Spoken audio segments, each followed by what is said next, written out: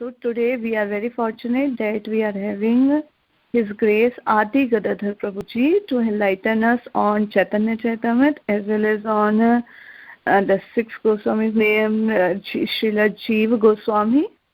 So Prabhu Ji, are you present on the call? Yes, Mataji. Hare Krishna. Hare Krishna, Prabhuji. Please accept my humble obeisances at your lotus feet.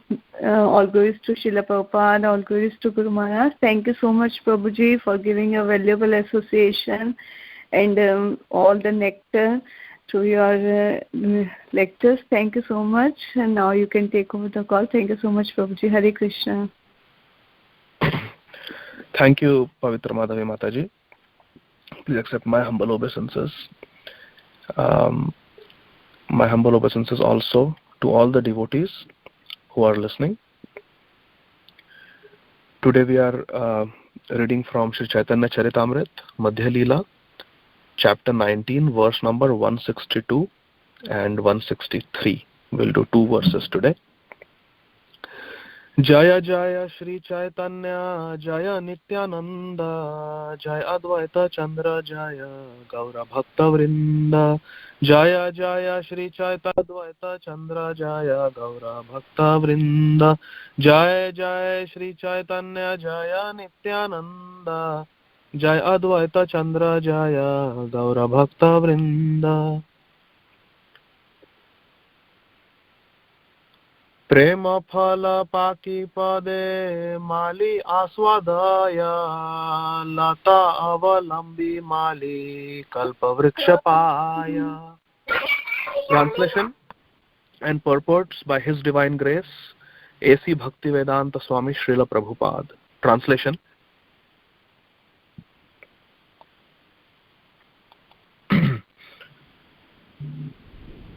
When the fruit of devotional service becomes ripe and falls down, the gardener tastes the fruit and thus takes advantage of the creeper and reaches the desired tree of the lotus feet of Krishna in Goloka Vrindavan.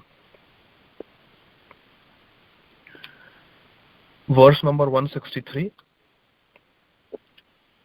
ताहान से कल्प वृक्षेरा करा ये सेवाना सुखे प्रेम फल रसे करे आस्वादना. Translation. There the devotee serves the lotus feet of the Lord, which are compared to a wish-fulfilling tree. With great bliss he tastes the juice of the fruit of love and becomes eternally happy. Purport. The word tahan indicates that in the spiritual world one can taste the juice of the fruit of devotional service and thus become blissful. Om Ajnanatirandhasya Jnananjanashalakaya Chakshurunmilitam Yena Tasmai Shri Gurave Namaha.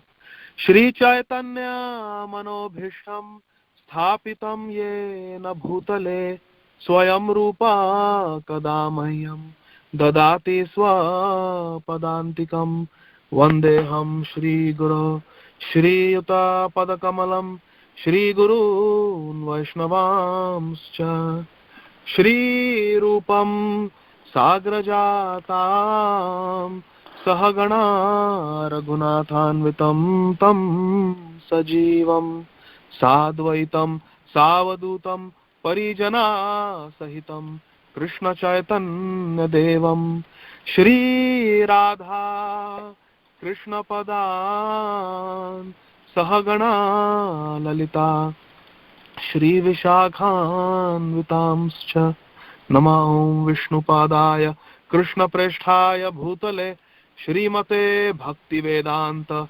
Swami Niti Namine Namaste Saraswati Deve Gauravani Pracharine Nirvishesha Shunyavadi Paschatya Deshatarine Vancha kalpatarubhyascha kripa sindhubhya evacha patitanam pavanebhyo vaishnavebhyo namo namaha.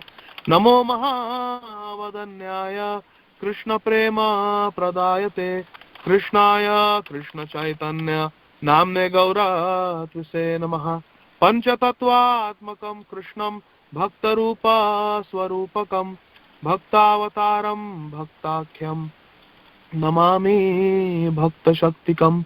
He Krishna Karuna Sindho Dinabandho Jagatpate Gopesha Gopika Kanta Radha Kanta Namostute Tapta Kanchana Gaurangi Radhe Vrindavaneshwari Vrishabhanu Sute Devi Pranamami Hari Priye. Jai Shri Krishna Chaitanya Prabhu Nityananda Shri Advaita Gadadhar Shrivasadi Gaur Bhakta Vrinda. Hare Krishna Krishna Krishna Hare Hare Hare Rama Rama Rama Hare Hare. Hare Krishna Krishna Krishna Hare Hare Hare Rama Rama Rama Hare Hare. Hare Krishna Krishna Krishna Hare Hare Hare Rama Rama Rama Hare Hare. Hare Krishna. I would again like to express my gratitude and my humble respects at the lotus feet of all the devotees who are listening. Thank you very much for giving me a chance to serve you through this conference call. We are continuing our study of Sri Chaitanya Charitamrit, the very important Shastra written by Srila Krishnadas Kaviraj Goswami. We are in the Madhya Lila. We are studying Rupa Shiksha, Chaitanya Mahaprabhu's teachings to his dear disciple Rupa Goswami.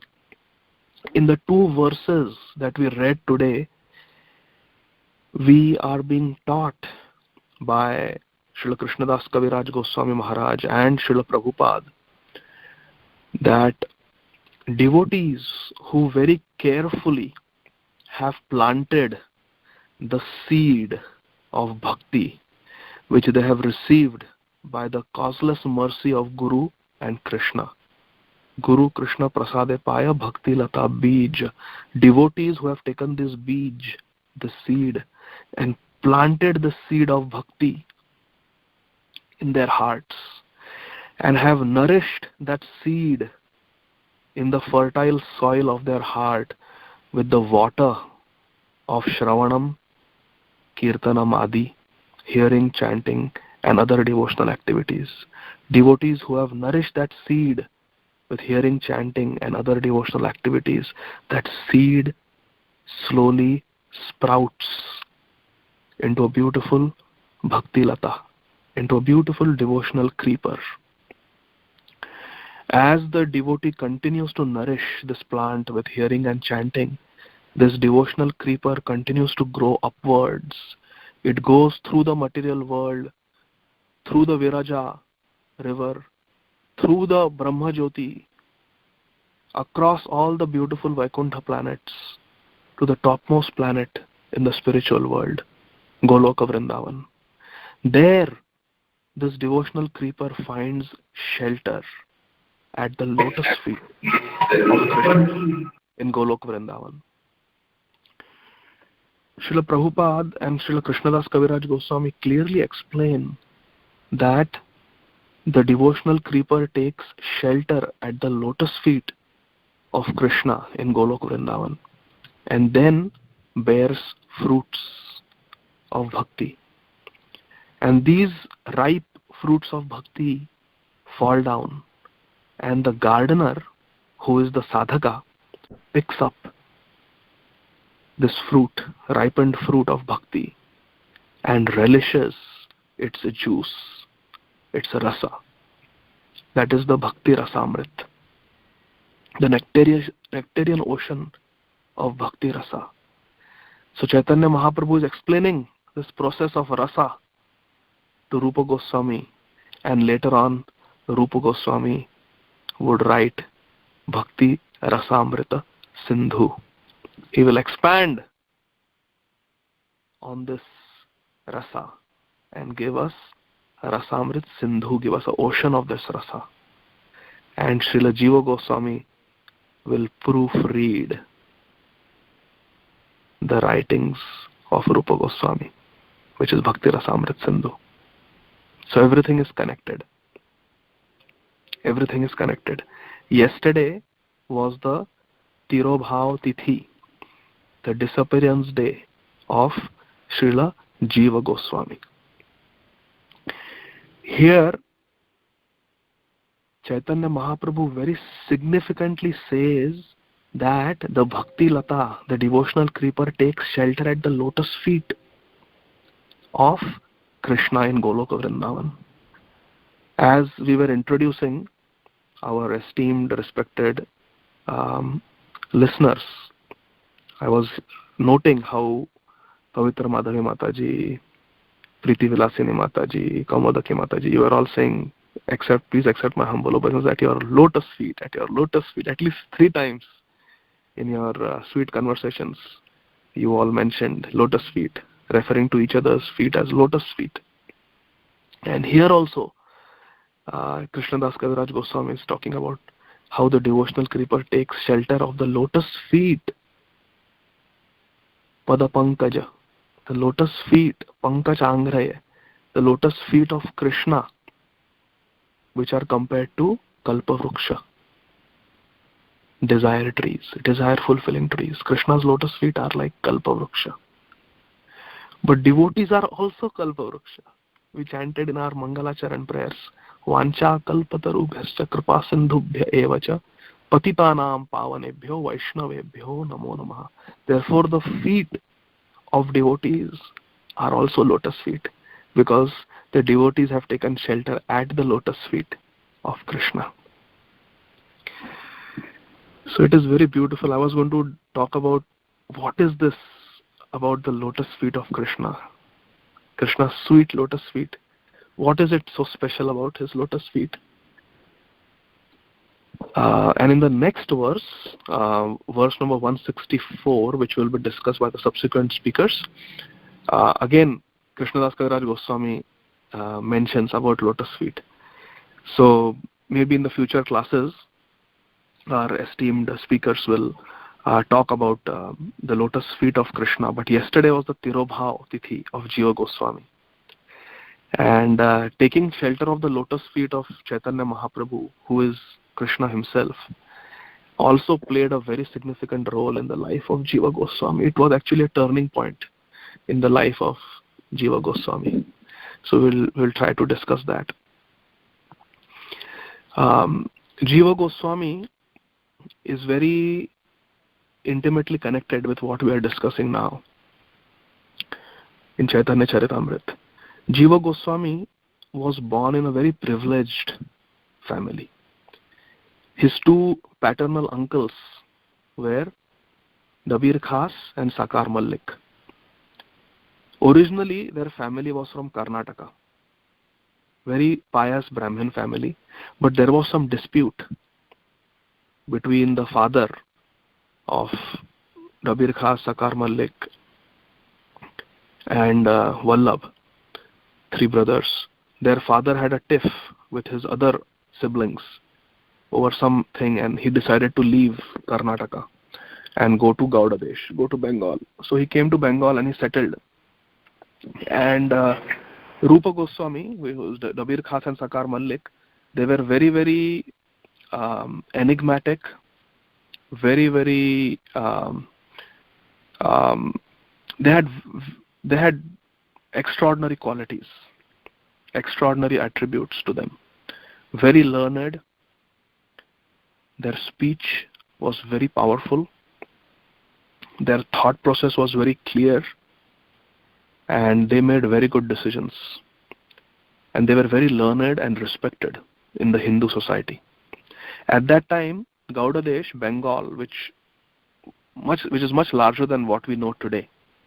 It was not only West Bengal, also Bangladesh and surrounding areas. It was a large country, Gaudadesh.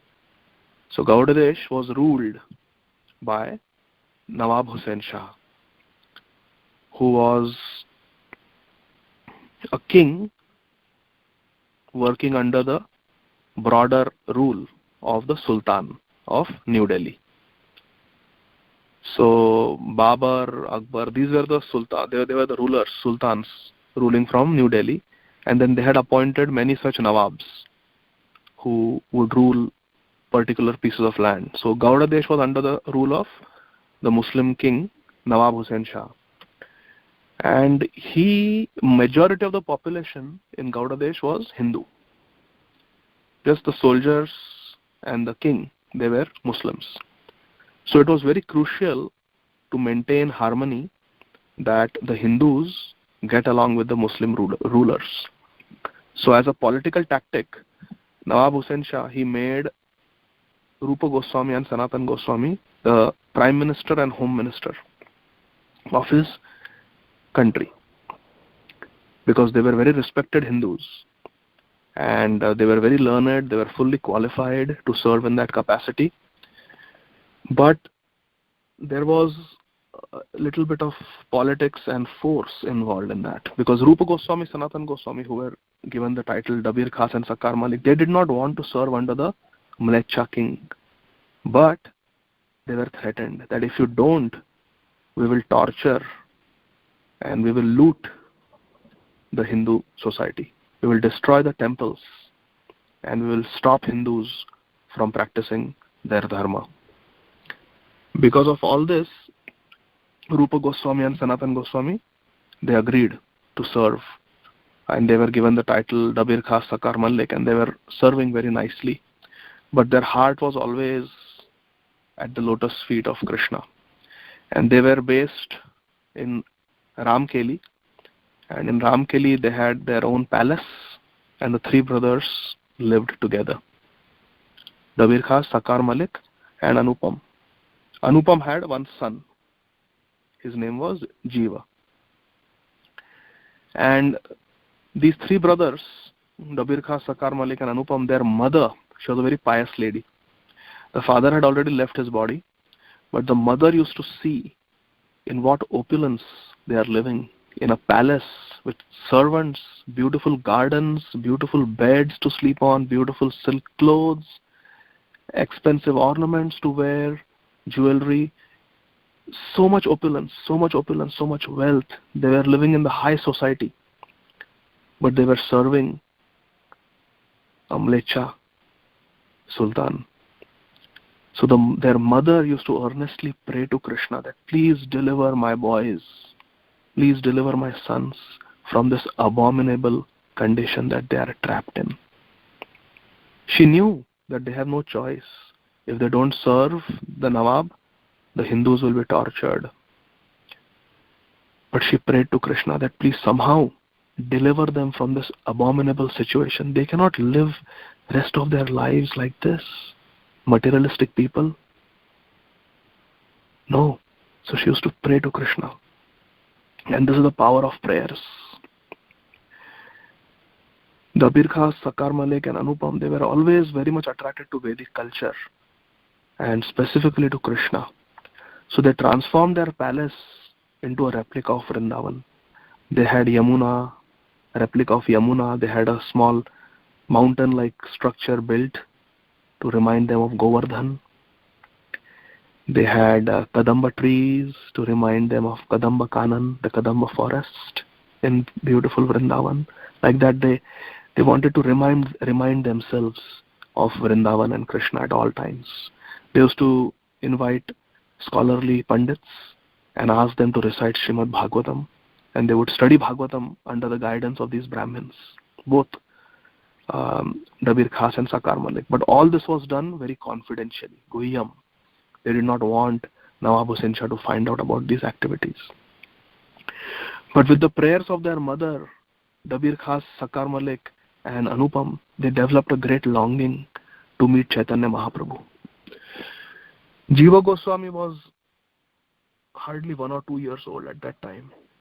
And his uncles, Dabir Khas, Sakar Malik, would write several letters to Chaitanya Mahaprabhu, describing their abominable situation. We want to come and associate with you, Chaitanya Mahaprabhu. We want to become your follower. We want to participate in your Sankirtan movement. But we are stuck here. We are serving the Mlecha king. Please deliver us. And Chaitanya Mahaprabhu would never reply to their letters. See, sometimes when we write an email or letter to our spiritual master and we don't get a reply, we feel very bad. But just see, here are eternally liberated devotees, and Chaitanya Mahaprabhu is not replying even to their letters, multiple letters. After many attempts, after writing many letters, finally Chaitanya Mahaprabhu replied to one letter. Very short reply. He just said that if a married woman has a paramour, loves someone else other than her husband, then she serves her husband very nicely, so that her husband will never suspect that something is going on. That's all he wrote. The communication had to be in such code language, in such secret words, because Nawab Hussain Shah had many spies who were spying on Rupa Goswami and Sanatana Goswami. Therefore, they had to use special ways of sending, secret ways of sending letters to Chaitanya Mahaprabhu. And Chaitanya Mahaprabhu also wrote back in a very secret language, which nobody could understand. But what Chaitanya Mahaprabhu was saying, that your wicked husband is the Nawab Hussain Shah, the Mlecha Raja. And you love Brajendra Nandan, Krishna, the Supreme Personality of Godhead. The time for you to renounce everything has not yet arrived. So just pretend that you are loyal to Nawab Hussain Shah. Just do your duties properly, and soon Krishna will reveal his plans. That is the message Chaitanya Mahaprabhu wanted to give by writing that letter. And Rupa Goswami, Sanatana Goswami understood very well what the Lord meant. So this letter gave them great hope. And they continued to serve Nawab Hussain Shah. Nawab Hussain Shah was quite a cruel and wicked king, but he had a great soft corner for Rupa Goswami and Sanatana Goswami because they were a big asset to his rule. And he used to share his wealth with them very generously. He used to treat them like his own brother. Soon after that, Chaitanya Mahaprabhu was on his way to Vrindavan, but somehow Nityananda Prabhu tricked him and brought him to Navadvip to save the lives of the devotees who were dying in separation from him. And then from Kanainath Shala, Chaitanya Mahaprabhu took a detour and he went to Ramkeli. When he went there, the news reached Rupa Goswami and Sanatana Goswami that Chaitanya Mahaprabhu is in your town. For so many years you have longed for his darshan. So many years you have been writing letters to him. You have been thinking about him.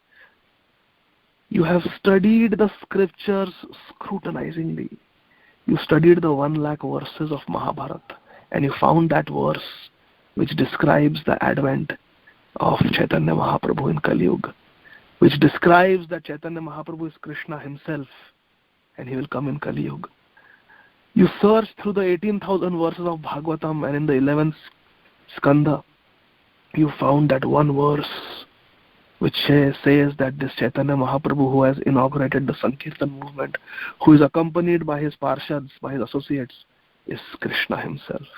Krishna Varnam Tvisa Krishnam Sangopanga Astra Parshadam Yagnair Sankirtanah Prayer Yajanti Sumedasa. You studied the Vayu Puran and you found that one verse which proclaims Chaitanya Mahaprabhu as Krishna himself, as the Yuga Avatar. So much you have done in meditation of Chaitanya Mahaprabhu. So much you have longed for him. And finally, Chaitanya Mahaprabhu has come out of his causeless mercy, accompanied by Nityananda Prabhu, Haridas and other devotees. He has come to your town, Ramkeli. But just see the will of providence.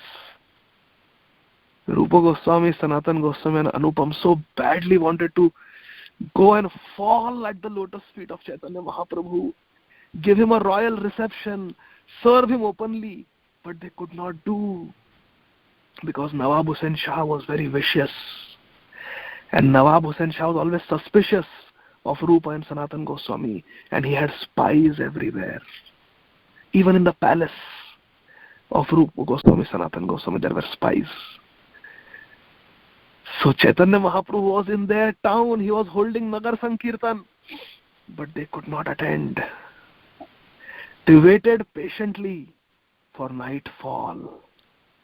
When everybody was sleeping, they sent a secret message to Chaitanya Mahaprabhu, but their message could not even reach him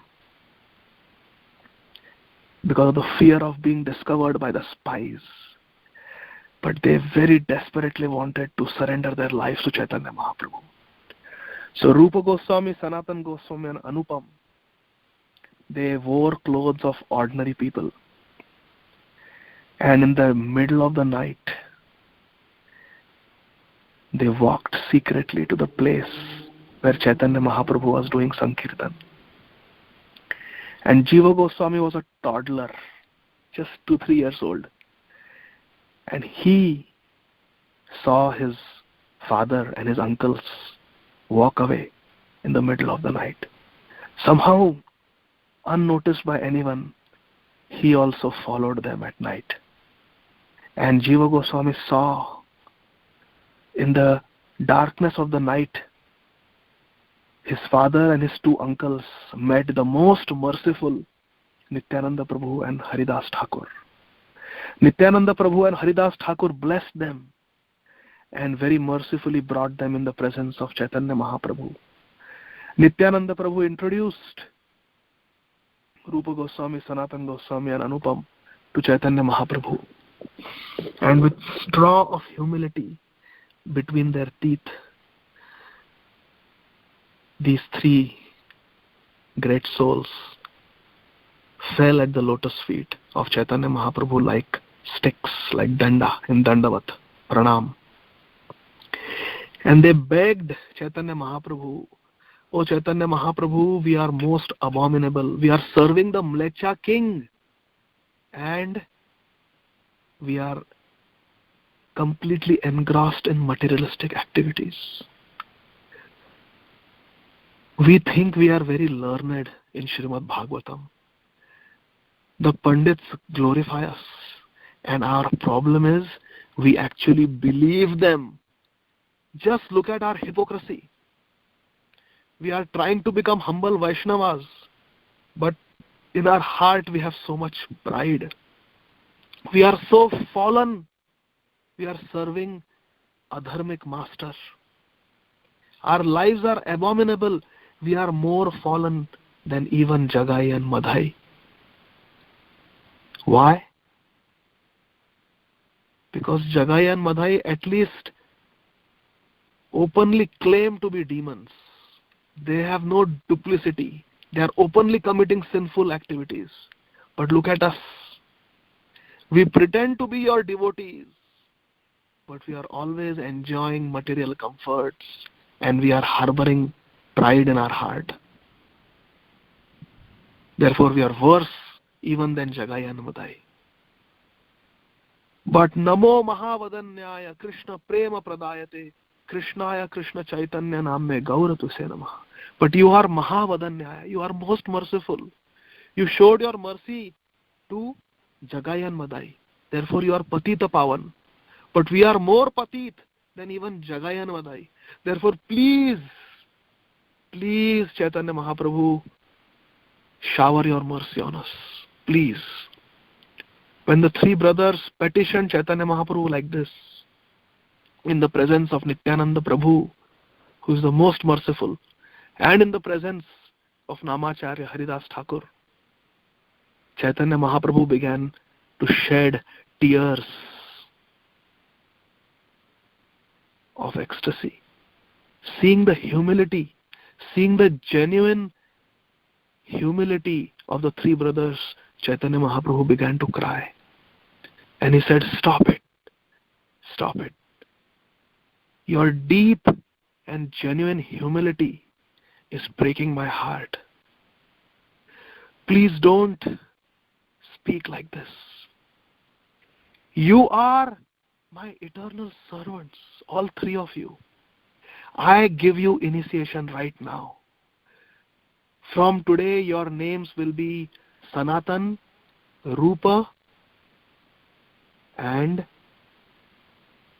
Sri Vallabh, Anupam.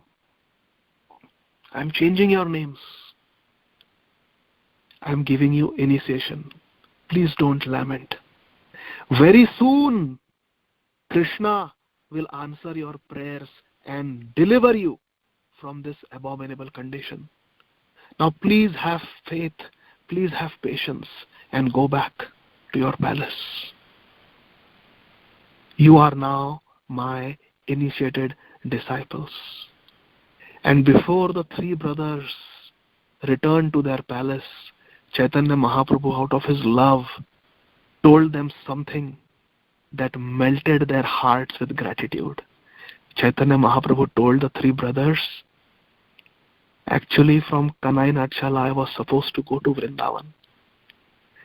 But I went out of my way and I came to Ramakeli just to give my mercy to three of you." And then Sanatan Goswami, being inspired from within by Chaitanya Mahaprabhu, petitioned to Chaitanya Mahaprabhu, "Mahaprabhu, you are accompanied by millions of followers. Vrindavan is a place of meditation. Vrindavan is not a place for large crowds and hustle bustle. Please don't go to Vrindavan with such a huge crowd of followers. Go to Vrindavan with one or two servants so that you can relish the rasa of Vrindavan." Chaitanya Mahaprabhu took this advice from Sanatan Goswami, and from Ramakeli he returned back to Puri. But before he returned back, Nityananda Prabhu and Haridas Thakur, who are the personification of Mahaprabhu's mercy, they noticed Jiva Goswami. And they picked up the little 2-3-year-old boy, Jiva, the little Jiva, and put him in the dust of the lotus feet of Gauranga Mahaprabhu. Shri Gauranga Mahaprabhu ki jai. And Chaitanya Mahaprabhu blessed Jiva Goswami. And Jiva Goswami never forgot this vision. What was the vision? The vision was his opulent father and his very opulent uncles gave up all their jewelry, all their ornaments, all their expensive clothes, wore the simple dhoti of a simple Vaishnav, and with straws of humility between their teeth, they fell down like sticks at the lotus feet of Chaitanya Mahaprabhu. This is the vision that Jiva Goswami never forgot, because he had never seen his father and his uncles in such a humble state. But at the lotus feet of Chaitanya Mahaprabhu, they humbled themselves completely. Jiva Goswami never forgot this beautiful sight. Chaitanya Mahaprabhu, having all the features of the Supreme Personality of Godhead, his large lotus-like eyes, his effulgent golden complexion, his long arms, his broad shoulders, blessing his father and his two uncles. Even in the dead of the night, Chaitanya Mahaprabhu was effulgent, golden effulgence, and he blessed them. After this happened, Sanatan Goswami and Anupam, they left Ramakeli, they left their services. I beg your pardon, Rupa Goswami and Anupam, they left their services and they traveled. They traveled to Prayag, where they met Chaitanya Mahaprabhu when Chaitanya Mahaprabhu was being served by Balabhadra Bhattacharya and he was being taken care of by Vallabhacharya. That is the section we are reading now. At Prayag, at Dashashwamedh Ghat, Chaitanya Mahaprabhu is instructing Rupa Goswami and Anupam. And from there they went to Vrindavan. From Vrindavan, they wanted to meet Chaitanya Mahaprabhu again, so they started traveling to Jagannath Puri. And on the way from Vrindavan to Jagannath Puri, when Rupa Goswami and Anupam were traveling on the banks of Mother Ganga, Anupam gave up his body. He was a great devotee of Lord Ramchandra, and he went back to Ayodhya Dham. When this news came to Jiva Goswami, who by now had even lost the association of his beloved uncle Sanatan Goswami, he was heartbroken. Sanatan Goswami, after Rupa Goswami and Anupam escaped, Sanatan Goswami was imprisoned, and Jiva Goswami and his mother, they lost their palace, they lost everything, they lost all the opulence, all the comforts. Rupa Sanatan Goswami's mother also had passed away by now. It was just Jiva Goswami and his mother. And then Sanatan Goswami fortunately escaped, and he also went to be reunited with Chaitanya Mahaprabhu. So now just Jiva Goswami and his mother were living in poverty, in simple condition, in Ramkeli. And then they got the news that Anupam has left this world. So Jiva Goswami's mother became a widow. And all day Jiva Goswami and his mother would cry. Would cry not out of material lamentation. They would cry out of separation from Chaitanya Mahaprabhu and his intimate devotees, Anupam, Rupa Goswami and Sanatan Goswami. In this way, Jiva Goswami stayed always by the side of his mother, who was a great devotee herself, and he served her. And Jiva Goswami from his childhood had all the symptoms of a Mahapurush.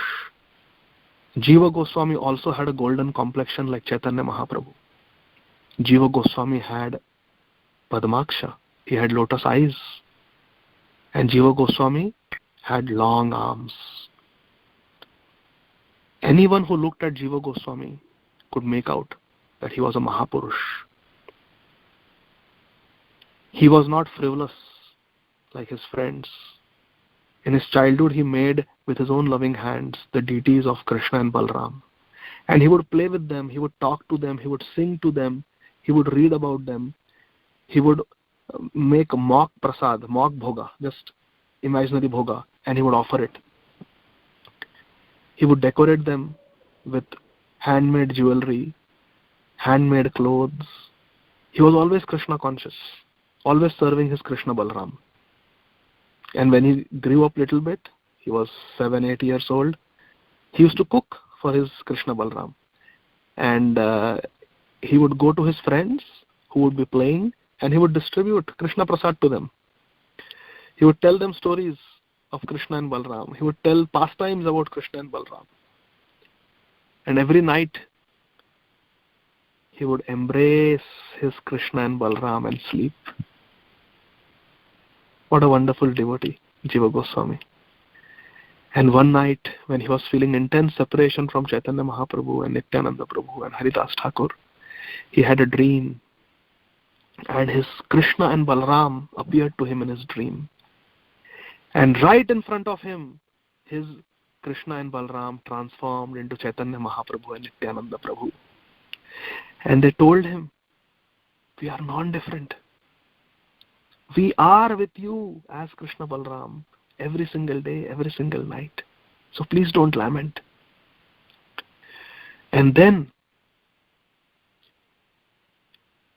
Jiva Goswami in his heart got inspiration when he was a teenager. He was 18, 19 years old. He had taken care of his mother. He got an inspiration that now that his duties are over, he should travel to Mayapur, Navadvip Mayapur Dham. And Jiva Goswami, he traveled on foot from Ramkeli all the way to Navadvip Dham.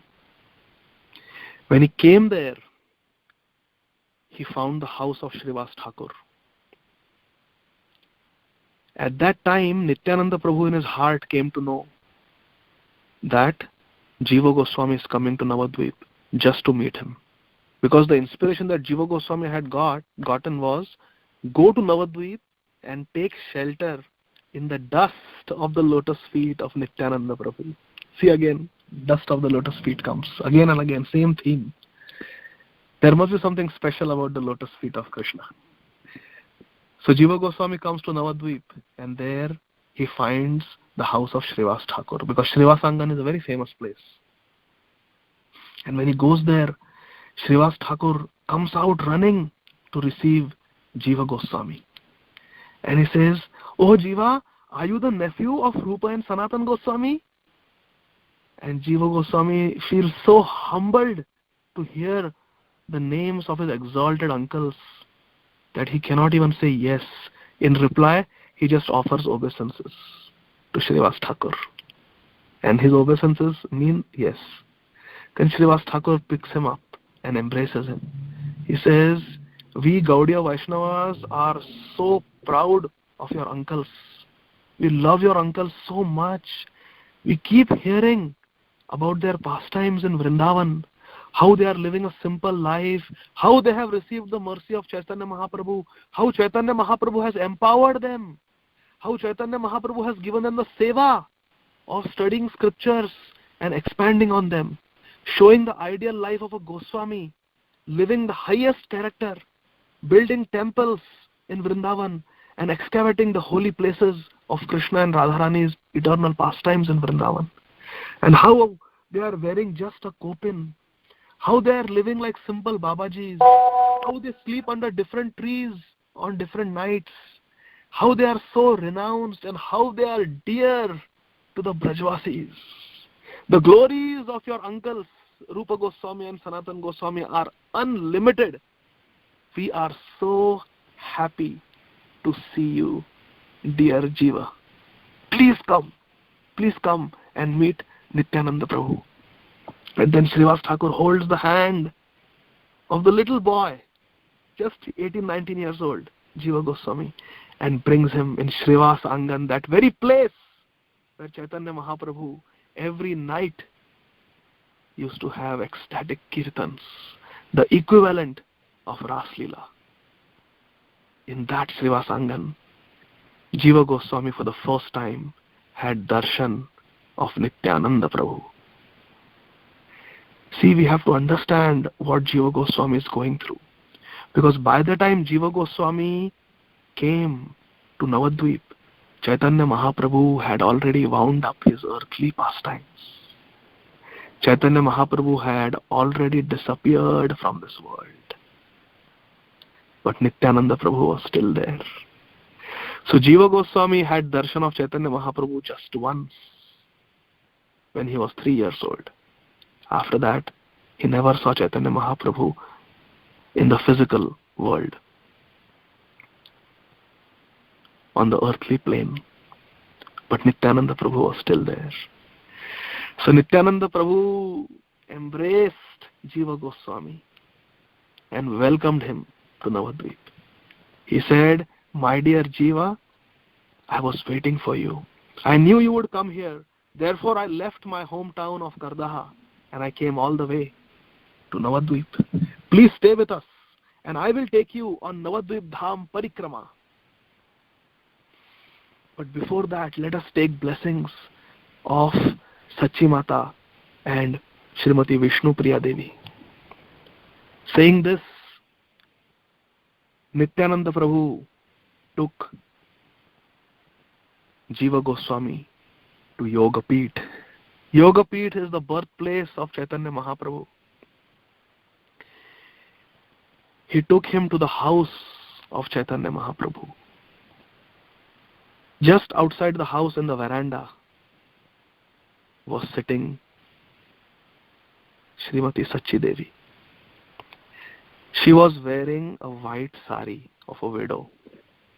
On her shoulders, she had a white chadar in addition to her white sari.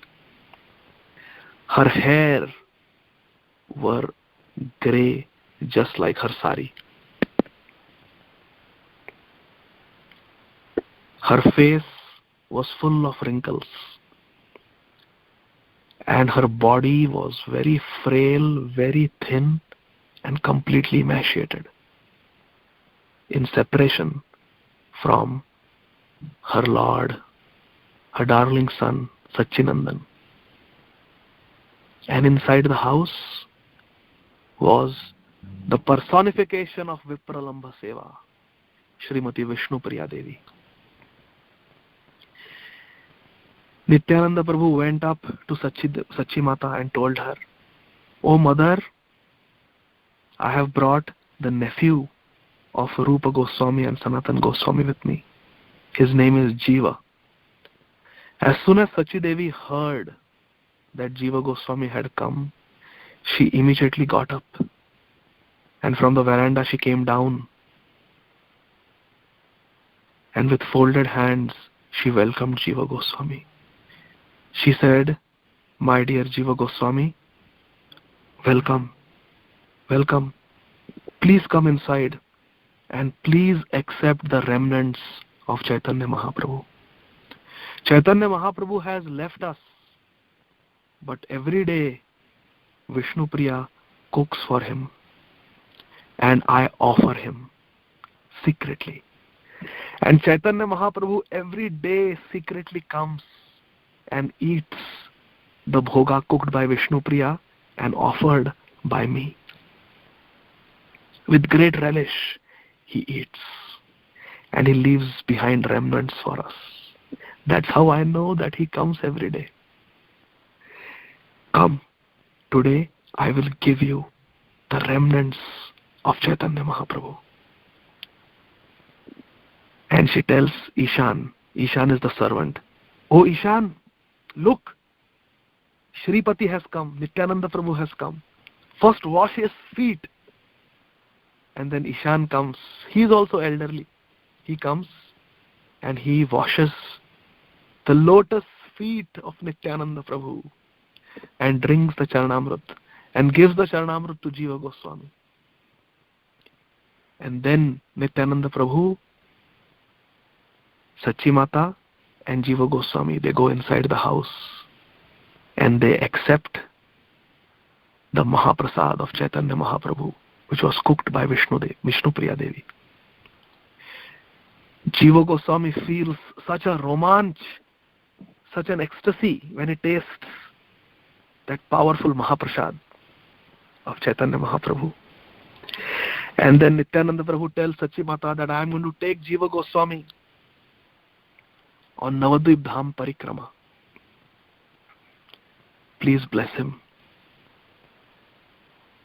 And very respectfully, with folded hands, Nityananda Prabhu also requests Vishnu Priya Devi to bless Jiva Goswami.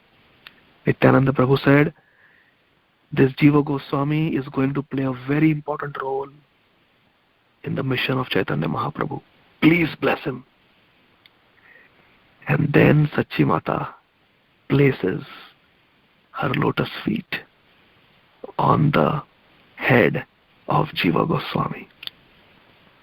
And then she indicates to Vishnu Priya to do the same. And then Vishnu Priya Devi comes, and she is Radharani. She comes and she places her soft, pinkish lotus feet on the head of little Jiva Goswami and blesses him to carry on the mission of Chaitanya Mahaprabhu in this world. Then Nityananda Prabhu holds the hand of Jiva Goswami and takes him for many days all around all the 9 islands on a detailed Navadvip Dham Parikrama. And Bhaktivinoda Thakur describes everything that Nityananda Prabhu taught Jiva Goswami in his book Navadvip Dham Mahatmya.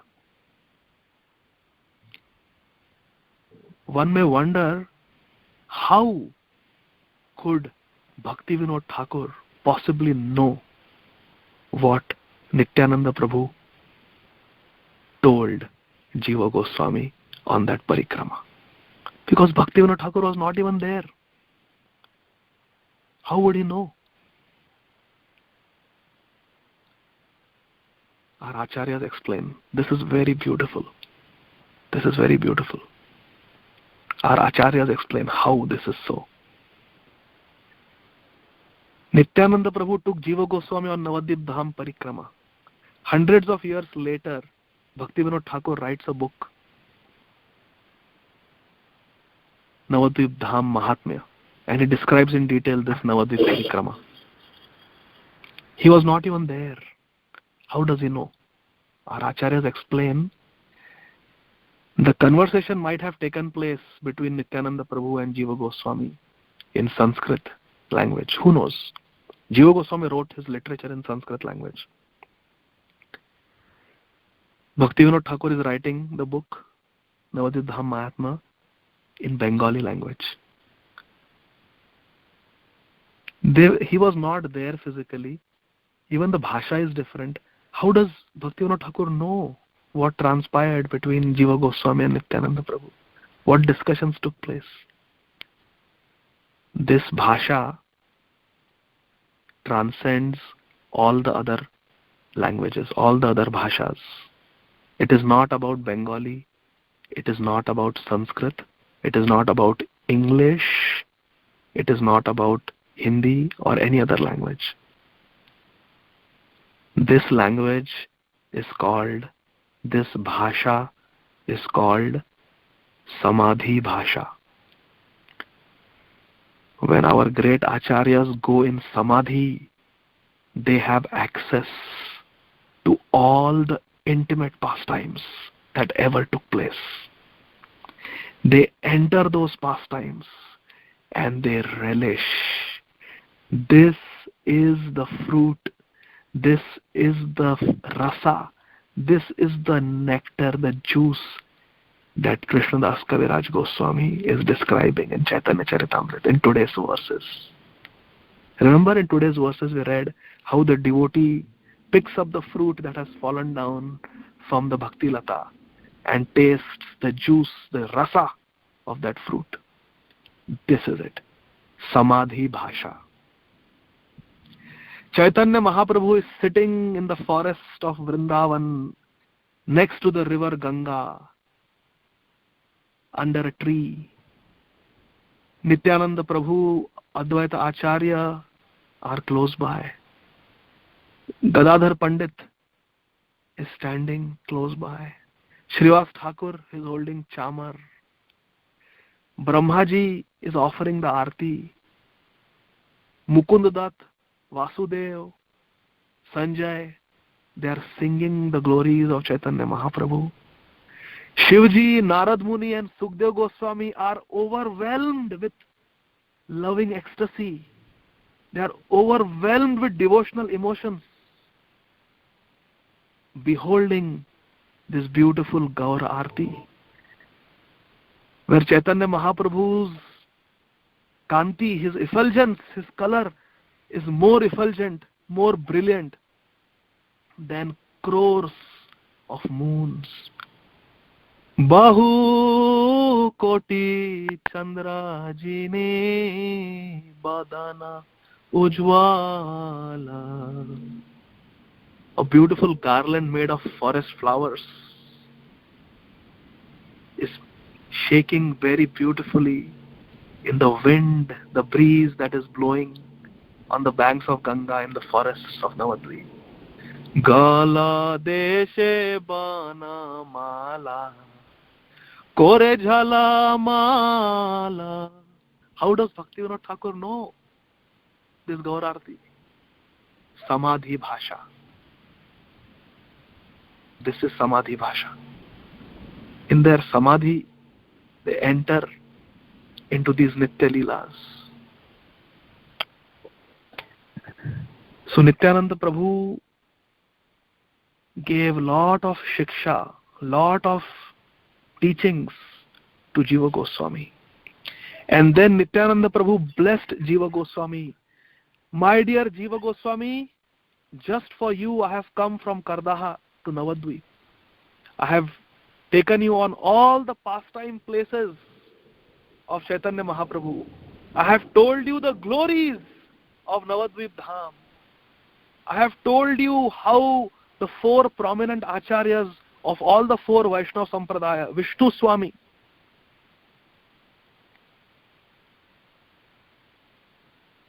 Madhvacharya,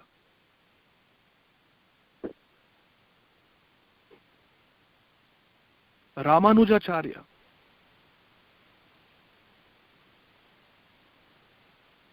and who is the Acharya of Kumar Sampradaya, the fourth Acharya? He came as Keshav Kashmiri. Nimbarka. Yes, Mataji. Nimbarkacharya. All these four great Acharyas had come to Navadvip Dham. And Chaitanya Mahaprabhu had given them darshan, but had told them, don't ever talk about our meeting. Keep it confidential. All these Acharyas, Madhvacharya, Nimbarkacharya, Vishnu Swami, Ramanujacharya, they had come to Navadvip.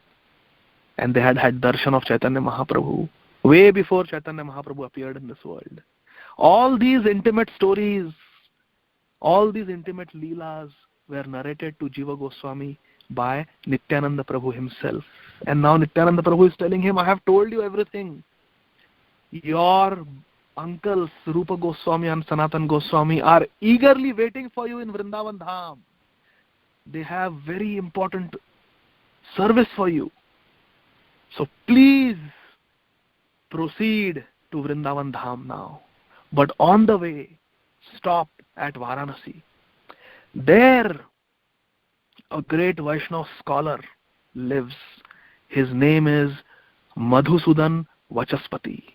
He is an intimate disciple and friend of Sarvabhauma Bhattacharya, who was a very close associate of Chaitanya Mahaprabhu. I would like you to study Sanskrit language and Bhagavatam under the preceptorship of Madhusudan Vachaspati in Varanasi. So first go to Varanasi, stay with him, study under him, and then go to Vrindavan Dham. This Madhusudan Vachaspati was taught the deep secrets of Srimad Bhagavatam by Sarvabhauma Bhattacharya. When Sarvabhauma Bhattacharya spoke on the impersonal conception of Mayavad, Vedanta, to Chaitanya Mahaprabhu, and then Chaitanya Mahaprabhu educated him and transformed his heart. Whatever knowledge Sarvabhauma Bhattacharya received in his heart from Chaitanya Mahaprabhu, he taught that to Madhusudan Vachaspati. And Madhusudan Vachaspati taught it to Jiva Goswami. Just see how the parampara is so beautiful, so intertwined. There are so many branches, but how there is unity. And then Jiva Goswami became known as a first-class scholar under the tutelage of Madhusudan Vachaspati in Varanasi. Madhusudan Vachaspati would proclaim to anybody who came to visit him that there is nobody like Jiva Goswami on this planet. Nobody, there is no scholar who can compare to him. He has perfect knowledge of Sanskrit language, of the Sanskrit grammar, Vyakaran. He knows all Nyaya, all the Shastras, Niti Shastra, everything. He is a scholar of everything. He is the greatest scholar. But Jiva Goswami always remained very humble. When Madhusudan Vachaspati blessed Jiva Goswami that you have learnt everything, now please go and serve your uncles in Vrindavan. Jiva Goswami then proceeded, after receiving blessings, he proceeded to Vrindavan Dham. When he came to Vrindavan Dham, he was welcomed by his two uncles, Rupa Goswami and Sanatan Goswami. Sanatan Goswami was the elder one. And he and Rupa Goswami, they were so happy to be reunited with their dear nephew, who was such a perfect devotee. So, Sanatan Goswami ordered Rupa Goswami, his younger brother, to accept Jiva Goswami as his disciple. Jiva Goswami was most ecstatic to be reunited with his great, illustrious uncles. Rupa Goswami told Jiva Goswami, you can stay with me and I will train you. So Rupa Goswami told Jiva Goswami to get palm leaves and prepare them so that Rupa Goswami could write his scriptures like Bhakti Rasamrit Sindhu, Upadeshamrit on those palm leaves. He did not tell Jiva Goswami to write anything. No, although Jiva Goswami was a great scholar, Rupa Goswami said, you prepare palm leaves for me. You go and get special minerals from the earth so I can make my ink to write. You go and fetch water from the Yamuna. You go and clean all the plates and paraphernalia and the lamps that I need for my worship of Radha Govinda Dev. You go and pluck flowers and bring them so that I can use them for my puja seva. Jiva Goswami was not allowed to do puja. He was not allowed to write anything. Nothing. Just serve. Like a menial servant, Rupa Goswami trained and engaged Jiva Goswami. It's not that because he is my nephew, I will treat him as my favorite disciple and I will give him some special promotion and I will directly initiate him and I will directly make him the Acharya. No. Jiva Goswami had to go his way up gradually, organically. Rupa Goswami knew that Jiva Goswami was a great scholar. He already knew everything. All the Tattva Gyan he already had. But the training that he needed was the training of humility, the training of menial service. And that is exactly what Jiva Goswami was given by his own uncle, Rupa Goswami. One day, Vallabhacharya, again this is very much related to what we are studying in Chaitanya Charitamrita today. Chaitanya Mahaprabhu is with Vallabhacharya. And Rupa Goswami and Anupam come there. And then Chaitanya Mahaprabhu is instructing them. That is what we are reading. The same Vallabhacharya, who was an associate of Chaitanya Mahaprabhu. Vallabhacharya was even senior to Chaitanya Mahaprabhu by age. But he was an associate of Chaitanya Mahaprabhu. Chaitanya Mahaprabhu and Vallabhacharya used to sometimes have friendly debates also about Siddhanta. And Vallabhacharya belonged to the Vishnu Swami Sampradaya. And he is a great Acharya in that Sampradaya, Rudra Sampradaya.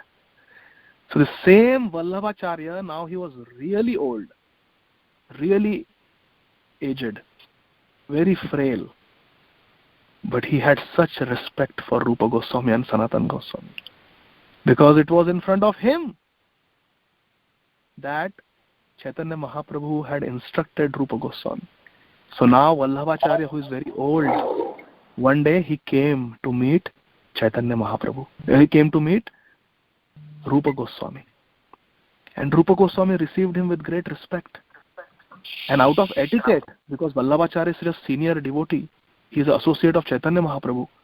Out of etiquette, Rupa Goswami told him that, my dear Vallabhacharya ji, I have written this Bhakti Rasamrita Sindhu based on the teachings of Chaitanya Mahaprabhu. You are an associate of Chaitanya Mahaprabhu. You are my senior. Would you please take a look at it and see if there are any corrections? Out of etiquette, Rupa Goswami said. And Vallabhacharya, out of his reciprocation, out of his service to Rupa Goswami, he said, okay, I will do my best based on my level of realization, based on my knowledge. I will try to serve you by going through your writings and seeing if any corrections need to be done.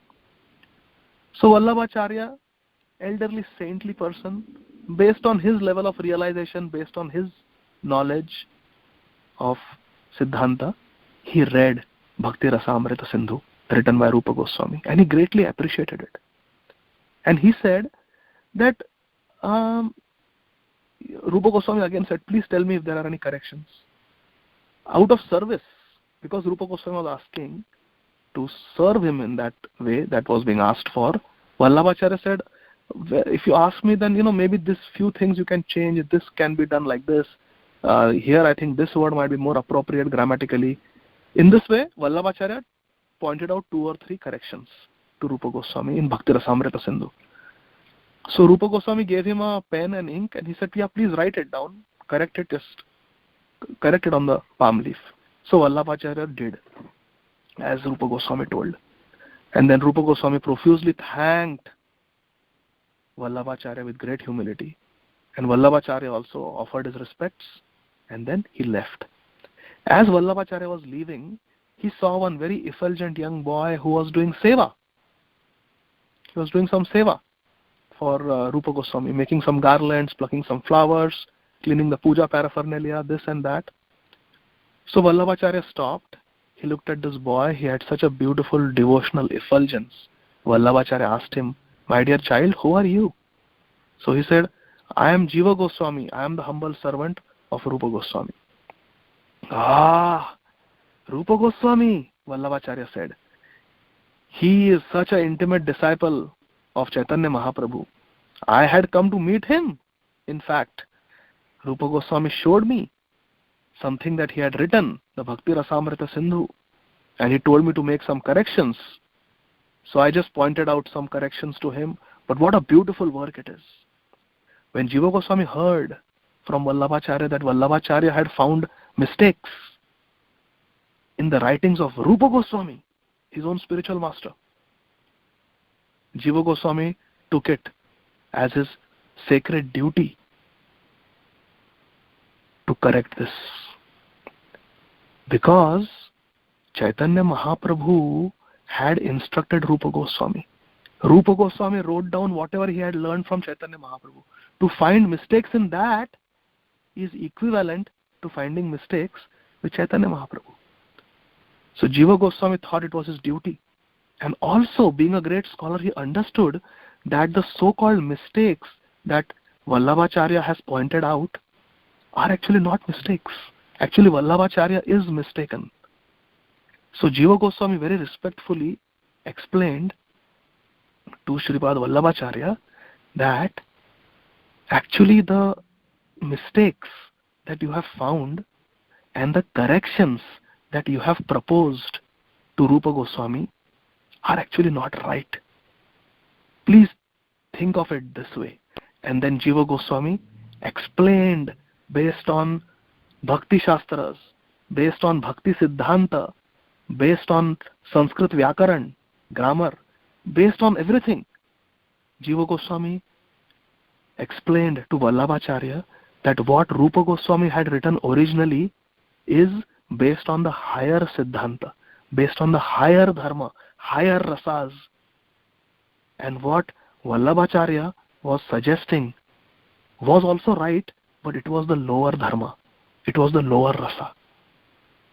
Because Rupa Goswami had learned directly from Mahaprabhu. So when Jiva Goswami explained, Vallabhacharya immediately understood. Yes, my dear child, what you are saying makes complete sense. There is no need to correct this.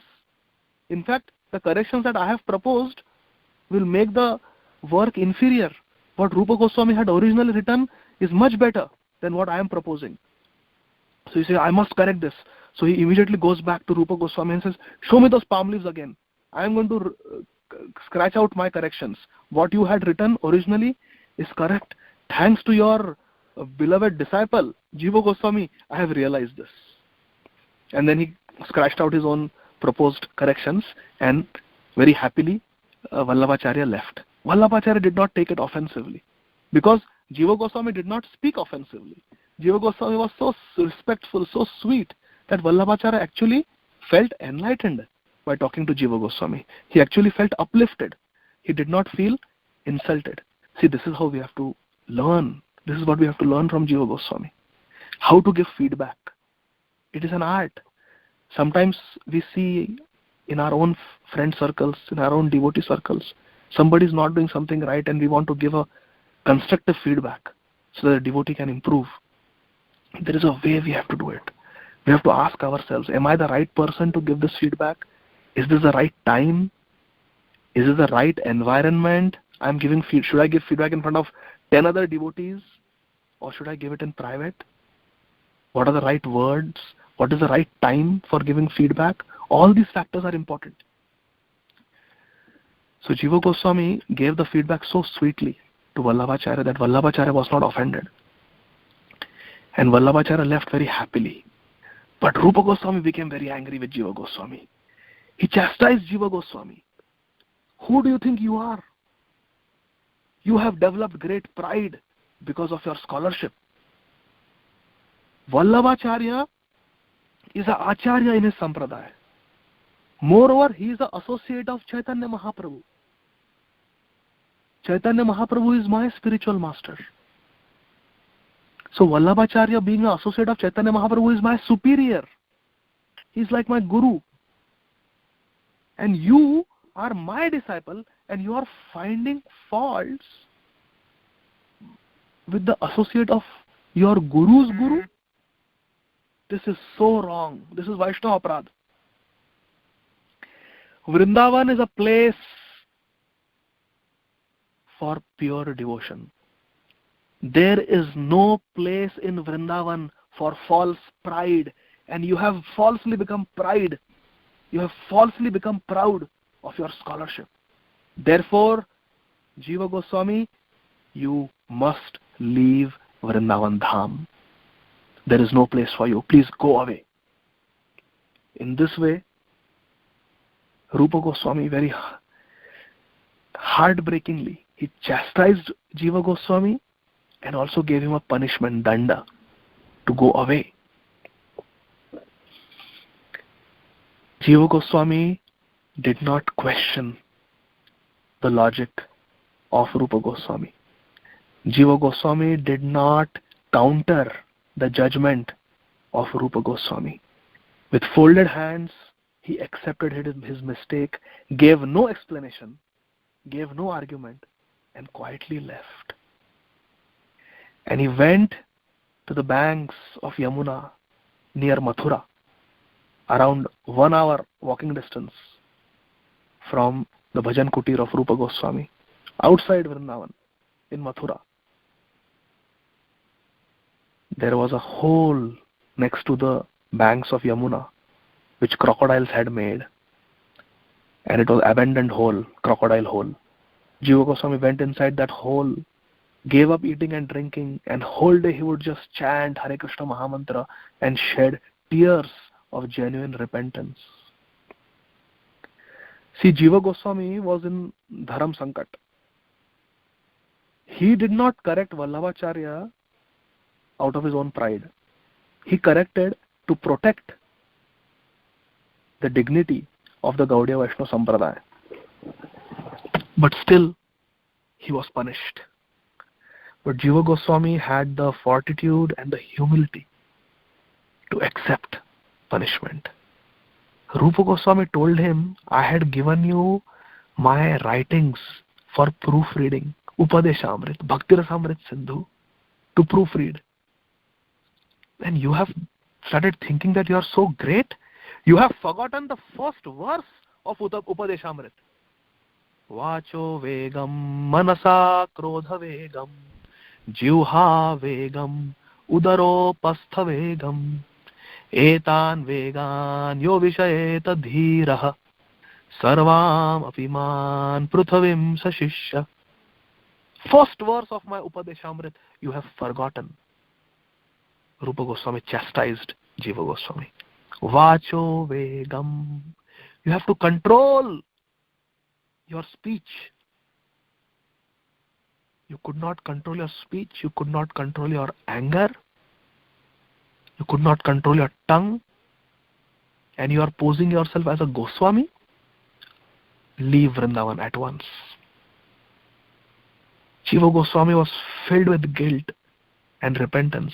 He genuinely believed that Rupa Goswami was right and he was wrong.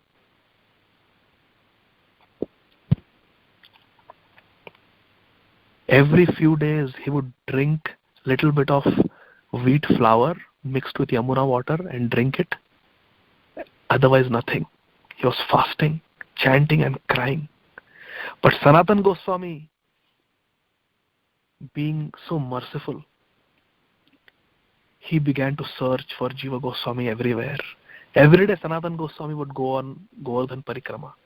And he would meet so many devotees. He used to ask the Brajvasis, have you seen Jiva? Have you seen Jiva Goswami? Nobody knew his whereabouts.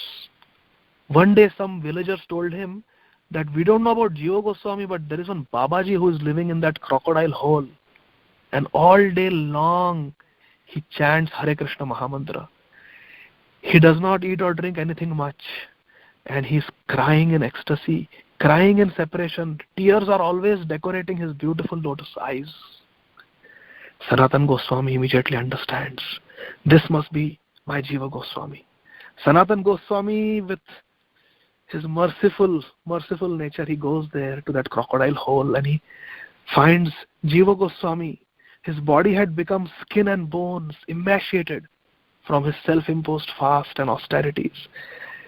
Sanatan Goswami crawled inside the crocodile hole and picked up Jiva Goswami. His body had become very light because of his fasting. And Sanatan Goswami pulled him out of the crocodile hole, put him on his own shoulders and brought him back to Vrindavan. Then Sanatan Goswami, like an elder brother, went to Jiva Goswami and chastised went to Rupa Goswami. And then Sanatan Goswami chastised Rupa Goswami. You are writing books on the teachings of Chaitanya Mahaprabhu, but you are yourself not following the essential teachings of Chaitanya Mahaprabhu. Rupa Goswami fell at the feet of Sanatan Goswami. Rupa Goswami did not challenge Sanatan Goswami. Oh Sanatan, just because you are my elder brother doesn't mean you can say anything to me. Don't you know how learned I am? Don't you know how much mercy I have received from Chaitanya Mahaprabhu? Don't you know I am Nitya Siddha, I am self-realized? No. Rupa Goswami doesn't say anything like that. When Sanatan Goswami tells him, you are not following one of the essential principles taught by Chaitanya Mahaprabhu, Rupa Goswami immediately believes him and very humbly begs him, my dear Sanatan Goswami, please tell me which essential principle I am not following and also instruct me how I can follow it. Sanatan Goswami is so angry, he doesn't give a direct answer to Rupa Goswami. He tells him, tell me what are the essential teachings, what are the essential principles taught by Chaitanya Mahaprabhu. And Rupa Goswami, like a neophyte student, counting on his fingertips, very humbly complies and starts telling Sanatan Goswami, Chaitanya Mahaprabhu's teachings are Nama Ruchi Jiva Doya. As soon as Rupa Goswami says Jiva Doya, he looks up at Sanatan Goswami. And Sanatan Goswami is looking at Rupa Goswami. And without even exchanging a word, Rupa Goswami immediately understands what Sanatan Goswami is trying to say. Jiva Doya means we have to be compassionate to all the living entities. And Jiva Doya also means Jiva Goswami. I have to be merciful to my own student, Jiva Goswami. How harsh I have been to him. Rupa Goswami's heart melts. Rupa Goswami actually punished Jiva Goswami for our sake. Jiva Goswami being banished out of Vrindavan and being punished like this, Rupa Goswami is not responsible. Neither is Jiva Goswami responsible. It was not Jiva Goswami's mistake to correct Vallabhacharya. It was not Rupa Goswami's mistake to punish Jiva Goswami. It is our fault. We are responsible. We all are responsible for Jiva Goswami's sufferings, for Jiva Goswami's punishment. How is that? Srila Prabhupada explains. He quotes a Bengali proverb. He says, when a girl gets married and comes into a family, the mother-in-law will not chastise the daughter-in-law. Why? Because the daughter-in-law has just left her own home, has left her loving parents, has left her brothers and sisters, and come into a completely different house. Everything is new for her. She's just getting used to it. If she is chastised, she will be discouraged. She will be heartbroken. She will start feeling homesick. So mother-in-law never chastises her daughter-in-law. This is real Vedic culture. This is real Vedic culture. What we see in today's society, that is Kali Yuga mentality. That is perverted relationships. Mother-in-law is never supposed to chastise the daughter-in-law. She is supposed to make the daughter-in-law feel loved and welcomed and encouraged. This is your house. Please feel at home. Yes, you will make mistakes, but we are here to help you. If the daughter-in-law feels loved, she will feel at home. Otherwise, she will always remember her parents' home. That is where her heart will be. That is where her heart will long for. So the mother-in-law chastises her own daughter. Why? Because the daughter is so intimate with the mother-in-law. She came out of the mother-in-law's womb. She knows the mother-in-law, her own mother, since she was born. They have lived together in the same house all their lives. So although the mother-in-law's daughter is doing everything nicely, still the mother-in-law will scold her own daughter in front of the daughter-in-law, so that the daughter-in-law can learn from the chastisements, can learn from the so-called mistakes of the mother-in-law's daughter. Similarly, when Krishna wants to teach his foolish devotees like myself, when Krishna wants to teach us, Krishna teaches us through his exalted devotees. Krishna teaches us through Parikshit Maharaj. Krishna similarly is teaching us through Jiva Goswami. Jiva Goswami is a perfectly humble person. He doesn't have pride. He doesn't have to be banished out of Vrindavan for pride. No. Jiva Goswami is a pure-hearted Vaishnava. But for the sake of our education, Krishna is teaching us these valuable lessons through his own devotees.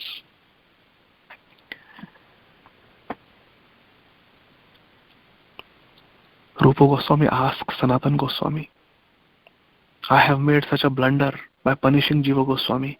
Where is he? Tell me, I will immediately go and get him. And then Sanatana Goswami says that Jiva Goswami is just outside. Please be merciful to him. And then Rupa Goswami goes running outside and he finds Jiva Goswami sitting there and crying. Rupa Goswami brings him inside, and with his own loving hands, over the next several weeks and months, Rupa Goswami nurses Jiva Goswami back to health. Rupa Goswami cooks for Jiva Goswami. The Guru is cooking for the Shishya. Rupa Goswami serves Jiva Goswami in all possible ways to nurse him back to health. And Rupa Goswami knew that I had to punish him just to teach other people a lesson. The Vrajvasis around and all the Vaishnavas in the future who will read about us. The ideal behavior. Just to educate them, I had to punish my little Jiva. So Jiva Goswami was nursed back to health. And then as a token of his love, Rupa Goswami, with his own loving hands, carved the deity of Radha Damodar and gifted to Jiva Goswami to worship. Jaya Radha Damodar Radha Damodar Radhe Srila Jiva Goswami Pranadhana He. That is the mercy of Rupa Goswami. So there is punishment, but there is mercy also. When the great souls punish, there is elevation. When we punish, there is no elevation. When we punish our children, do this, time out, this, that, there is no elevation, because we are punishing out of anger. But when the pure devotees punish, when Narad Muni punishes Nalakuveram Manigri, when Rupa Goswami punishes Jiva Goswami, there is elevation. There is not only elevation of the person who is punished, but there is elevation of all of us who read about those punishments. So Jiva Goswami's character became even more glorified. How humble he is, how he did not argue with his guru, how he accepted the chastisement, how he did prayaschit for something he had not even done, and how he got the most beautiful deities of Radha Damodar. Radha Damodar performed so many pastimes with Jiva Goswami. We have run out of time. There are other pastimes of Jiva Goswami also, but we don't have time today. And Srila Prabhupada is so intimately connected with Radha Damodar. The original deities of Radha Damodar that were carved by Rupa Goswami himself for Jiva Goswami, they are being worshipped in Jaipur. But Radha Damodar Mandir, where Jiva Goswami for so many years served Radha Damodar, that temple is so closely associated with Srila Prabhupada, with all of us. So yesterday was the Tirobhava Divas of Jiva Goswami. We can pray today at the lotus feet of Jiva Goswami so that he can bless us and we may develop some of his qualities of humility, of dedication to the Bhakti Shastras. So we study the scriptures scrutinizingly. We study Srila Prabhupada's books scrutinizingly. If some of these qualities we can develop, Bhukti, Mukti, everything came to Jiva Goswami, but he gave up everything. Bhukti came when he was a child. He was living in so much opulence.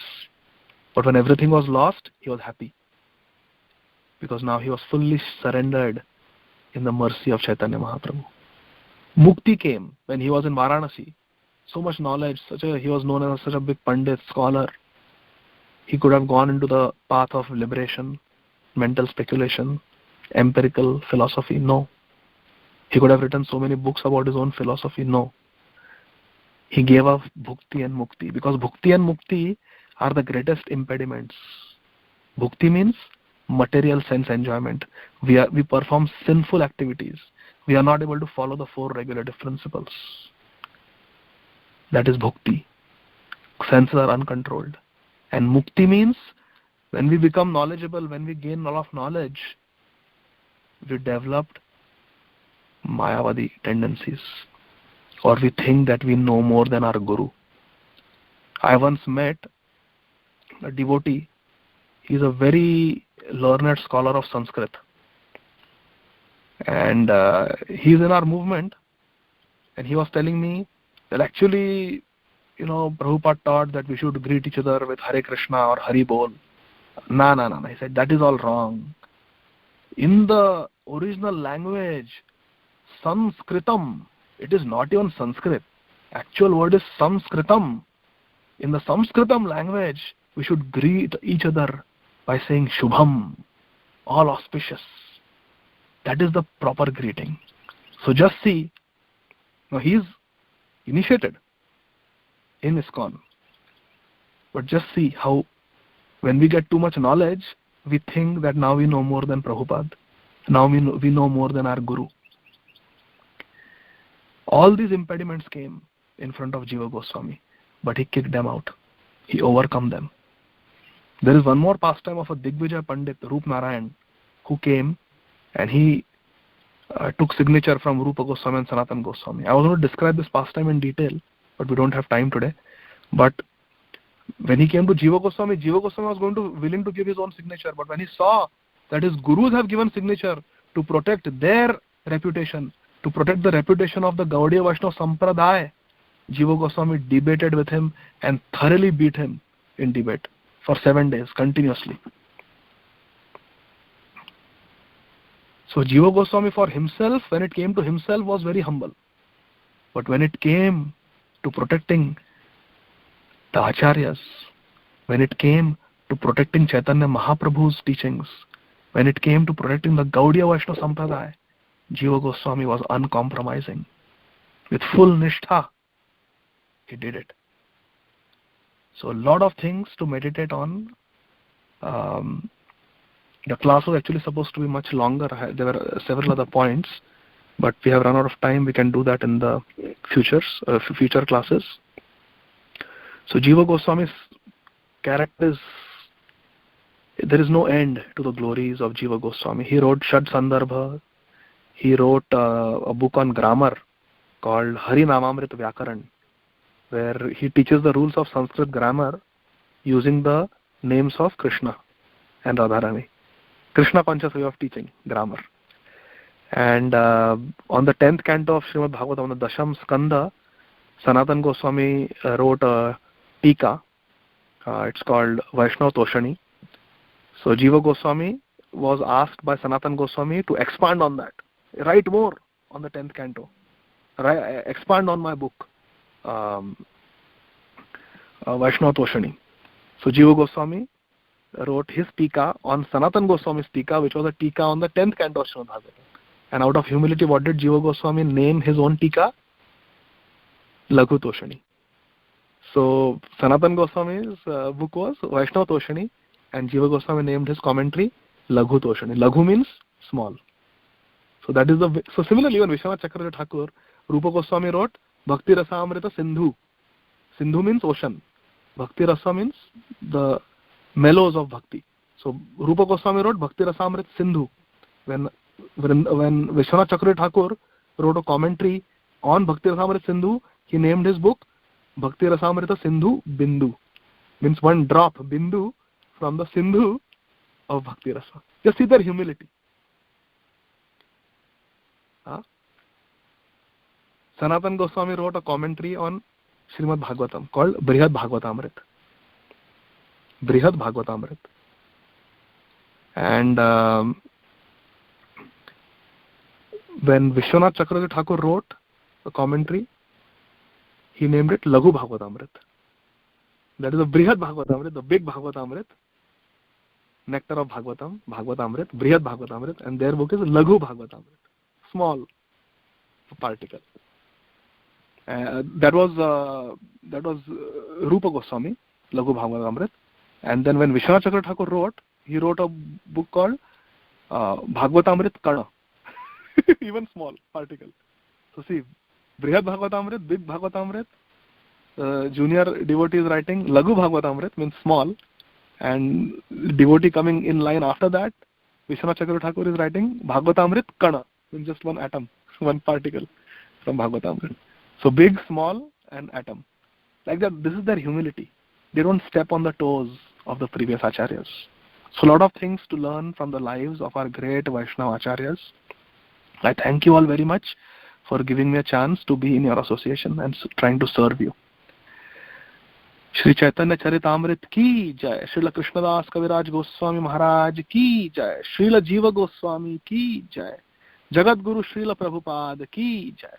Nitai Gaur Premanandi. Hari Hari. Hari Hari Hari. Thank you very much. Much Prabhuji. Adi Gadadhar Prabhu ki jai. Hare Krishna.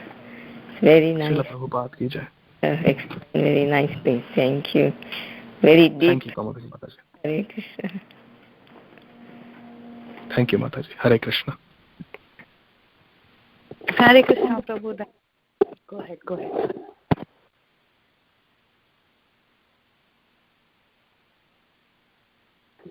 Hare Krishna, Prabhu, and all glories to Srila Prabhupada. Prabhu, very, very beautiful narration. It was really, really inspirational. Very nice. I really like the last 10 minutes of the different points you were making. It is so deep about how the acharyas, one person writes a commentary, the other one writes a commentary on that commentary and says this is a very small drop, a bindu and sindhu, like you were giving so many examples, Laghu, Brihad. So the mood of the acharyas, so beautifully you explained. And also this whole pastime of Srila Jiva Goswami being sent away by Rupa Goswami is actually an example for us. It is not actually something that Rupa Goswami or Jiva Goswami actually, it was not a fault on their part, but rather they are just showing an example to us. So that was so nice. And I think throughout Bhagavatam also, and throughout the life of all our acharyas, we have been seeing this, how they certain instances are actually to educate us on certain matters. So nice. And also one thing about Jiva Goswami which you were mentioning, that in spite of all the scholarship and so much reading and everything, instead of being deviated by bhukti and mukti, how he actually became a humble servant of Sanatana Goswami and Rupa Goswami and assisted them in writing all the Bhakti Shastras. So nice, Prabhu. Thank you so much. The narration was phenomenal. Thank you so much. We are very, very indebted to you for such beautiful classes. So others, please go ahead. I know I have muted some of you, so I'll continue to unmute everyone, but please go ahead. Hare Krishna. Thank you, Priti Valasini Mataji. Hare Krishna.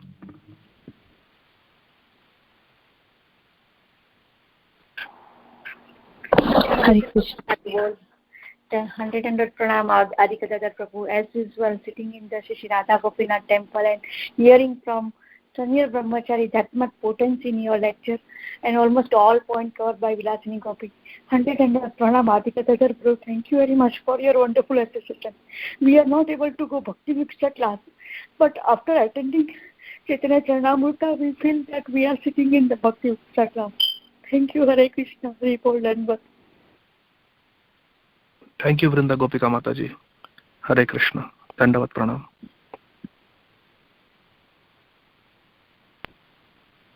Hare Krishna, Prabhuji. I am speechless at how beautiful and nectarian your class was. So many beautiful lessons to learn from your narration on Srila Jiva Goswami, who is actually a gold standard in humility. As you mentioned, it is, we strive to become humble. It is, first of all, very hard for us to become humble. What to speak of being humble when we know we are correct, even, right? So, following all the siddhantas, in spite of doing everything correctly, he still abided by his service to his spiritual master. And, it's just beautiful narration. So I appreciate that very much. And lots of lessons, like I said, to learn from today. So hopefully we can keep those close to our heart and, give ourselves up to Krishna fully, just like Bhakti Siddhanta Saraswati. I also heard that, his guru master, his guru, spiritual guru, told him that, he was also a very learned scholar, to give up, even surrender all of his learning to the Supreme Lord. Is that correct, Prabhuji? Bhakti Siddhanta Thakur was told, what Mataji, that he should surrender all his teaching? Yeah, like he was a very big scholar. So I think Gaurakishore Das Babaji mentioned something about, surrendering even all of that knowledge. Yes, you're right, absolutely right, Mataji. He was actually a very learned Pandit, and he had written his own book on astrology. He was very famous, and yes, following the instructions of Gaurakishore Das Babaji Maharaj, he gave up all that. Prabhuji, one question comes to mind is like Chaitanya Mahaprabhu and Jiva Goswami never directly, he was not present in the physical world when Chaitanya Mahaprabhu was present. No, they met just once. They met, at you mentioned. Yeah, at Ramkeli. Okay, yeah, I'm sure. Okay, so they did meet actually. They saw, and yes,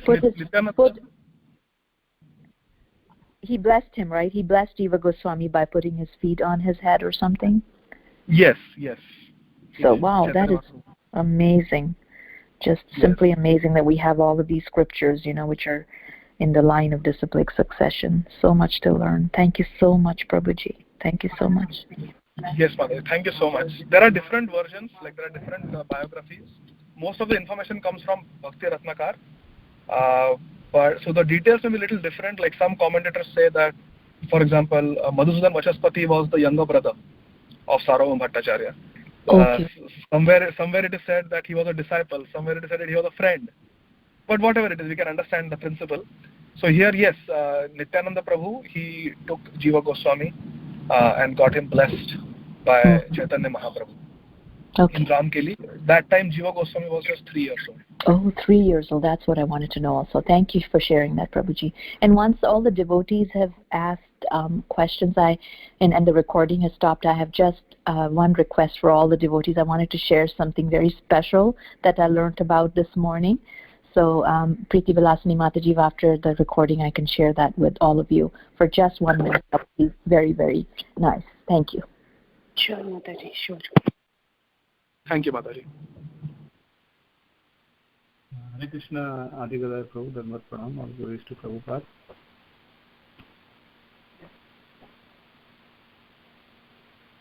Prabhuji, I have one question. Can I ask that? Yes, Gaurkesha Prabhu, please. Hare Krishna. Yeah, Prabhuji, I don't know if it is too much relevant here, or so basically you mentioned about the different languages. One of the Bhakti Vinod Thakur you mentioned, he had the Samadhi language. He was able to see the pastimes of Lord Nityananda Prabhu and Chaitanya Mahaprabhu. So, is it after Bhakti Vinod Thakur we have Prabhupada and other acharyas currently?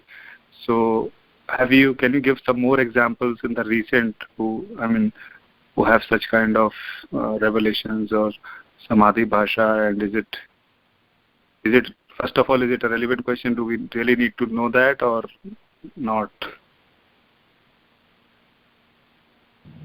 So Prabhu, Samadhi Bhasha is it's all over our scriptures, actually. All over our scriptures, even in Bhagavatam. But in the recent times, we can see that Srila Prabhupada, he says that my books are my devotional ecstasy.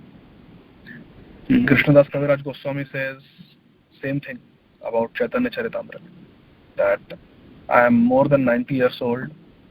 I am almost blind because of cataracts. My hands tremble and shake as I write. My memory is failing me because of age. But still I write. And that is Krishna's miracle. So we know that Radha Madan Mohan had blessed Krishnadas Kaviraj Goswami in full view of all the Vaishnavas. Radha Madan Mohan, when Krishnadas Kaviraj Goswami, before starting to write Chaitanya Charitamrita, had bowed down, they dropped their garland, and the pujari immediately picked it up and put it around the neck of Krishnadas Kaviraj Goswami, indicating that Radha Madan Mohan have blessed. So whatever he is writing in Chaitanya Charitamrita, it is his devotional ecstasy, because by the mercy of Radha Madan Mohan, everything is being revealed to him. Similarly, Baldev Vidyabhushan. Baldev Vidyabhushan, when he was a disciple of Vishwanath Chakravarti Thakur, and when Baldev Vidyabhushan was told by the Shri Vaishnavas in Rajasthan that you have to come up with your own commentary, Gaudiya Vaishnava commentary on Vedanta Sutra, otherwise we will not consider your Sampradaya to be bona fide. So Baldev Vidyabhushan, in a very short span, he wrote it. And he did it by taking blessings of Radha Govinda Dev, the worshipable deities of Rupa Goswami, who by now had been transferred to Rajasthan because of fear of Aurangzeb. So in Rajasthan were the deities of Radha Govinda Dev, and this debate was taking place in Rajasthan. So Baldev Vidyabhushan took blessings of Radha Govinda Dev, and actually Radha Govinda Dev, the worshipable deities of Rupa Goswami, they actually dictated Govinda Bhashya to Baldev Vidyabhushan. Therefore Baldev Vidyabhushan wrote this commentary on Vedanta Sutra, and he named it Govinda Bhashya. And our beloved Srila Prabhupada, he actually dedicates Bhagavad Gita to Baldev Vidyabhushan, and he writes this Bhagavad Gita as it is offered at the lotus feet of Baldev Vidyabhushan, who so nicely gave the Govinda Bhashya commentary on Vedanta Sutra, because that saved our Sampradaya. When the Vaishnavas saw that these Gaudiya Vaishnavas have their own commentary, such a scholarly commentary on Vedanta Sutra, then they recognized our Sampradaya. So that was also Samadhi Bhasha. Baldev Vidyabhushan is just sitting and Radha Govinda are dictating and he's speaking. Similarly, Srila Prabhupada. Prabhupada never wrote some manuscript and then, okay, let me correct this. Oh no, I think this paragraph should be here. No, that paragraph should. No, let me add this pastime in this purport. Nothing. Prabhupada would sit at night and he would just dictate. Which author dictates, Prabhu? Can you imagine? Prabhupada wrote so many books, difficult scriptures, Bhagavad Gita, Srimad Bhagavatam, Chaitanya Charitamrita is like a PhD study of Bhagavatam, Mukunda Mala Stotra, Narad Bhakti Sutra. So many books he wrote, translated Ishopanishad, dictating. It's unimaginable. Can you imagine any materialistic author dictating his books? No. They write, they edit, they proofread, they do this. Prabhupada used to dictate, just dictating his, and just some, spelling mistakes, grammatical mistakes, his disciples would do. Editors would do that. But Prabhupada dictated all his purports. Therefore, Bhaktivedanta purports are also Samadhi Bhasha. Gaur Arti by Bhaktivinoda Thakur is Samadhi Bhasha. Samadhi Bhasha is everywhere, Prabhu, in our scriptures. Everywhere in our scriptures. I hope that answers your question, Prabhu. Yes, Prabhuji. Thank you. Hare Krishna. In a half mile, make a left turn on Northside Drive Northwest. Sorry, I'm driving. My GPS is.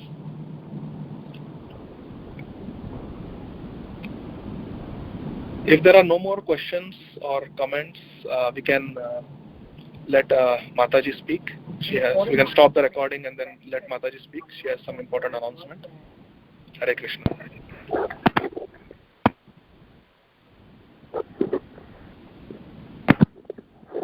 Oh, just 1 minute.